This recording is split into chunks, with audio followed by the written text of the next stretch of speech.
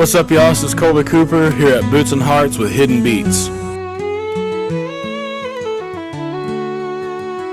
right, first one, man. What do you think of the festival so far since you got here? So far, it's awesome, man. It's a beautiful setup. It feels incredible outside. Like I was telling y'all, we're from Texas, so the weather here feels like winter to me. It's awesome. yeah, it's not bad here for sure. Yeah. So how does it feel? Is this your first time like coming up to Canada for a festival? Yeah, like this? at all, man. We got here. We came through the border last night. We crossed over the Ambassador Bridge, got into Canada. Then we're told we had to go back to the U.S. And this was all like 2 a.m, so we didn't get like through the border till like 4 a.m. Oh wow! But we made it, and we're here. And it's my first time. I'm excited. Nice. So what's the energy like backstage so far?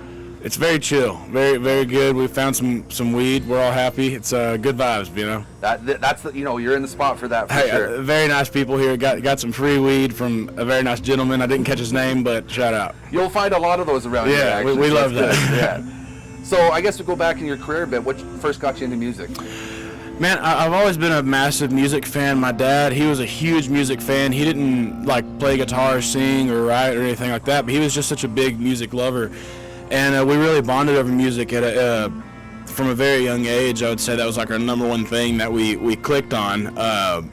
And it was always, he'd get home from work at 6 or 7 in the afternoon, and I'd immediately go sit in his truck with him for an hour, and we'd listen to the new CD that he got from these Texas artists that he picked up that day, or so that was kind of the start, man. And my dad always pushed me to play guitar and to do it, and he got brain cancer whenever I was 12. And right before then, I learned to play guitar, and I was in the process of like learning to play guitar and writing my first songs and all this. And he passed away, but he was so proud of me, and it was like I said, it was just a thing we bonded over. So that was like the original big driver for me to get out here and do it, you know. So who are some of the influences like today for what your sound is? Yeah, I would say that growing up, it was like the first guy that influenced me was Waylon Jennings, and from a very young age, I mean, I have his logo tattooed on my arm, and it was all this classic country. Waylon, the Highwaymen, Chris Ledoux, were all some of my favorites. And in 4th grade, I found Ozzy Osbourne. My dad and my mom bought me the No More Tears record for my birthday, and it was the first time I heard like big guitars and big drums, and I fell in love with rock. So after that, I went on this whole rock journey, and now my whole goal is to just combine the rock and country, but also I have these boundaries where I can go pretty heavy rock and I can go pretty heavy country, and I can combine them both, and it's what I always wanted to do, you know. Mm-hmm. So what's been your biggest like pinch me moment so far? Man, I've played the Opry a couple times now, and that was wild. Also being a Texas boy, we got to play Billy Bob's a few times now, and the first time playing Billy Bob's in Fort Worth was it was a trip, man. It's just like being from Texas and all these Texas artists and Oklahoma artists and others that have come through Billy Bob's. I grew up watching the Live at Billy Bob's DVDs and listening to the Live at Billy Bob's CDs. That was awesome. Mm-hmm. And also we got to play the Oklahoma City Thunder Arena with our buddy Co Etzel, and I got the tattoo on my leg right here. And they won the championship like the year after. So I'm just saying, if you want your team to win, I got a leg. Yeah, throw a tattoo on. Yeah. Nice. So in a festival situation like this, what's your go-to festival snack? Man, honestly, I always love whatever food trucks are at the festival, and I heard that every food truck here has poutine. Yeah. I'm really excited to try that. Normally it's just like a corn dog or if they have brisket nachos. Brisket nachos is always a good move. After the show, obviously. My God, not before. That could be a little rough. Oh, yeah. And you're probably used to some great barbecue, too. So. Oh, yeah. Yeah, for sure. We don't have exactly that level up here. Nah, but we got some good stuff. All right, well, we don't have poutine, so, there's that balance for sure. All right, so, random question then. Do you think a hot dog is a sandwich? I haven't spent much time thinking about it, and I'd hate to offend somebody, but, I don't think it would be, it sounds like a sandwich, but I don't think that they would call it a hot dog if it was a sandwich. I think they'd just call it a wiener sandwich or something, That does sound funny, actually. All right, what's your must-haves when you're getting ready for a show? My breathing machine. It's like a humidifier, get me ready. My humidifier, there's these little drops that I like to take that kind of like coat your throat. A couple good screams in the back lounge, just getting ready. My pants. I forgot my pants a few times this year. That's been a nightmare. I wore shorts on stage for the first time the other day, and that was crazy. Yeah. It was way too comfortable. A little breezy up there. Yeah. Now, I always ask this question for people I like to interview, and I think you have a nice thought about it. What's one thing you think should be asked more in an interview that's not asked enough? That's a good question.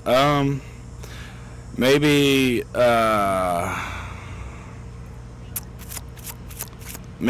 favorite food. I don't know. That's a tough one, man. I mean, yeah. That's favorite.